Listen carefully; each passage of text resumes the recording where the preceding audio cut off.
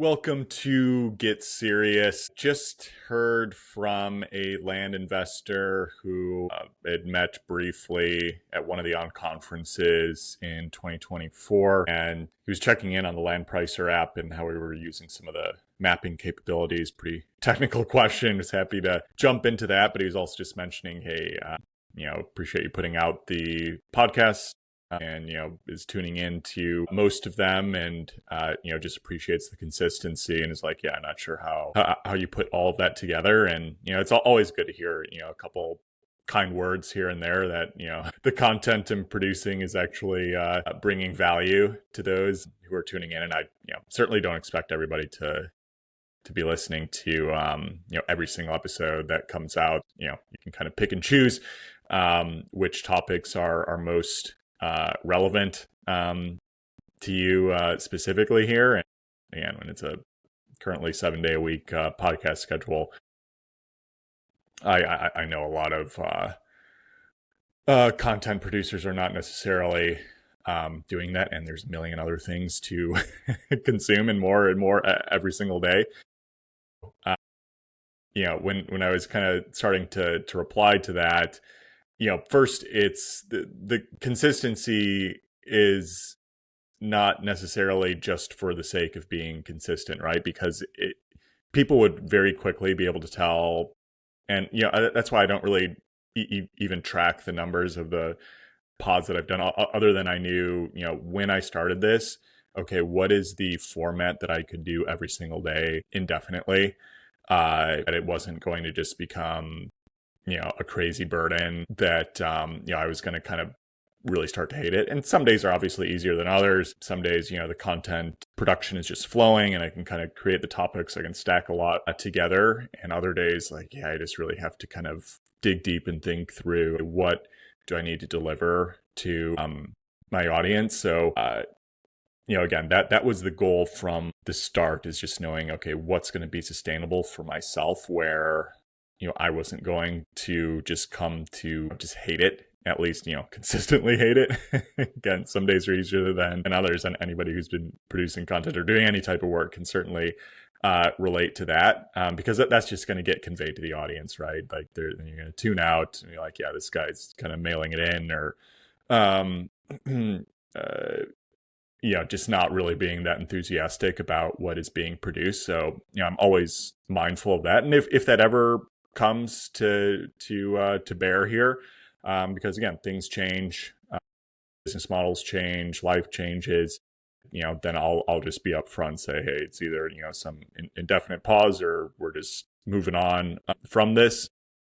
That's certainly not the plan at the moment here. I feel like, again, we're just literally just getting started.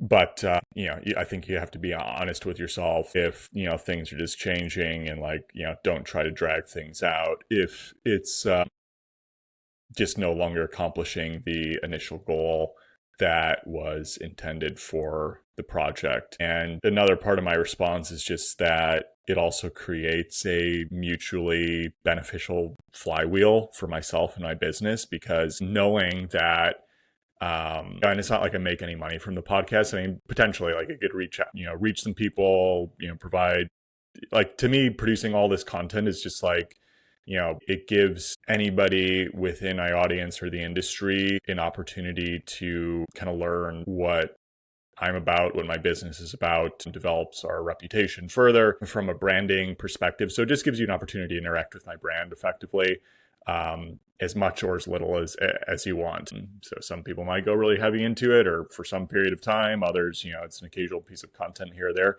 whatever. It's your choice. But to me, it's okay, if you want to learn a little bit more what we're thinking about, great, here it is. It's free content. Consume what you would like. It's entirely possible some business can be created from it. To me, it's again, more of a long tail effect, and again, beneficial for my own self, because just knowing that there's inherent pressure to produce more content, especially valuable content, that forces me to grow as a person and as a business owner, and just the business in general. We have to be finding new things, new deals, new ideas to consider. And so if we're not growing and I'm not growing, then, the content quickly will dry up, right? Like, and again, people could just tell, okay, yeah, this guy's like really reaching to um, figure out something to talk about just for the sake of that. So, like, again, that audience is smart, right? You're just going to be able to figure that out if if that's actually the case. That's just like, I have to grow as a person to produce content, and the fact that I'm producing content also forces me to grow as a person and as a business owner. And same thing goes for the newsletter and really the Facebook group as well too. It's like, yeah, if having deals come in, okay, they're not going to be being reviewed either, or deals aren't going to show up on the page to be reviewed. So continuing to have a brand out there, and so we can continue to put things forward. So all of these pieces just keep the ball rolling with no intention of ever stopping. See, again, that's like the thing that I've just tried to pick up from some other mentors in this space. Like, once you start producing content, like, don't ever stop. That's how you have to figure out what's the cadence that works for you, in order to just keep delivering again and again and again. And also with that in mind too, it's just like, sometimes within our industry, but, also some other producers. And I see, especially with like podcasts and stuff, like I think if you produce a podcast for at least a year, it's like less than 1% of podcast producers like ever do that, or getting over 100 episodes. It's like something like that. And I know I have kind of shorter monologue episodes, a little easier to produce compared to like, interview, or if you're weaving in a whole bunch of special effects. Like, I get it. There's different levels of production value there. Like, I need to do something simple, otherwise it's just not going to get done. But like, we've already broken through some of those barriers, because it's just hard to be consistent with doing that. But also, like, we all know within today's society, like, it is just, the level of distraction and just different things seeking your attention is just higher by the day. Like, to maintain levels of focus, or, any type of notoriety, or people even thinking about you for more than like a handful of seconds,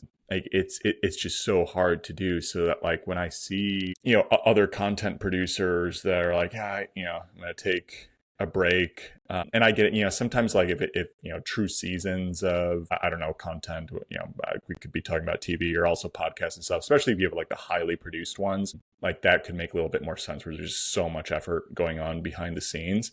But otherwise, like, I think if it's mainly just you, or if you're just bringing on guests, like, there's so much precedent of people just like, okay, I'm just going to show up like weekly.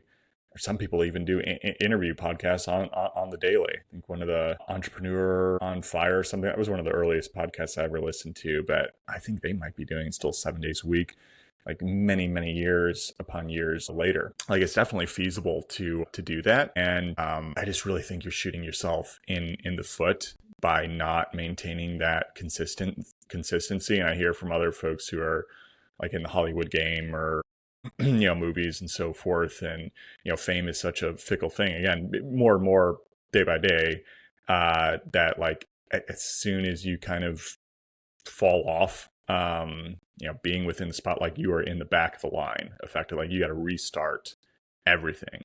And I think there's a handful of folks who have just achieved, so much notoriety, that they can, post some, replays, they're just like not quite as hungry anymore. Like, hey, there's not as much as going on, so I'm going to back off for like a month or something. But they're usually not taking that long of breaks, like maybe like a week or two, a month ish. And usually some of these folks might be like the top 0.1% of all content producers out there. Like, they've already achieved a lot. Millions and millions of listeners who are just going to like sit and wait. But like, pretty much all of us, and obviously I'm including myself, like, we do not have that luxury. So to me, it's just like, hey, once you find something that you're starting to develop an audience, like, you can't let that go for any potential reason, unless, things are just absolutely blowing up in your life or your business. It's like, the ROI is just not here, even at the risk of losing all the goodwill and audience and consistency that I've started building up. Other things are just more important.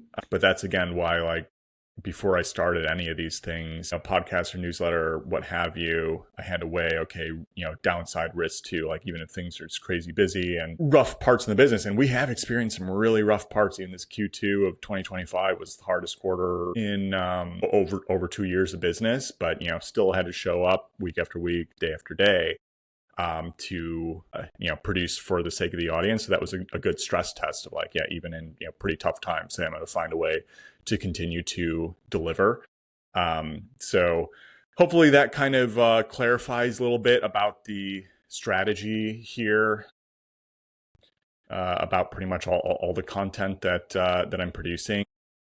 I test a lot of stuff out too. Like I might have some stuff in my I might take down a couple notes, or I have, some thoughts in your brain. And sometimes you have just like, oh, this is like a really good point. When you actually speak it out loud, it's like, okay, that's a little bit rough there. Or it didn't quite come across as it was in my head. It's almost like being, like stand-up comedian. You got to go test your audience.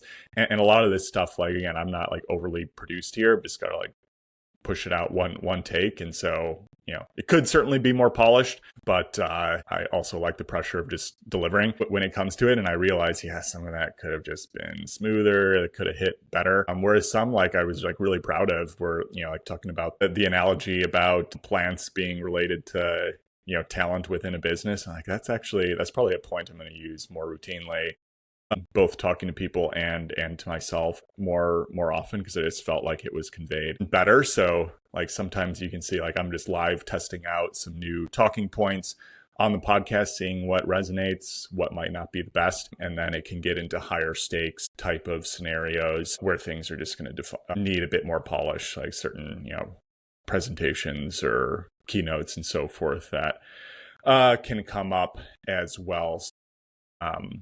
Trying to accomplish a lot of goals in the meantime. And, I do monitor, are we getting listens? What podcasts are getting more attention here? And I'm like doing, 1% of the optimization that I could. Like there's millions of things that I could be doing so much better at, to like really diving in and just focusing, all right, what is like delivering the best to the audience, and just better marketing and production value, etc.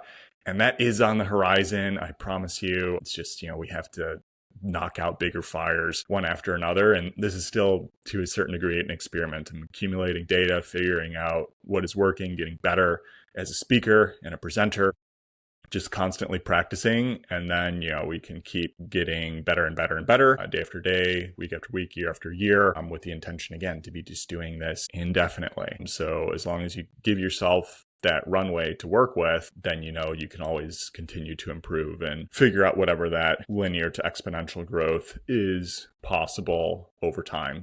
Hopefully this one was a bit of a fun listen behind the scenes here, how I'm thinking about all of this. Appreciate any of you who are tuning in and listening and getting some value out of it. If you want to share with anybody else who might again get some value, that would be great.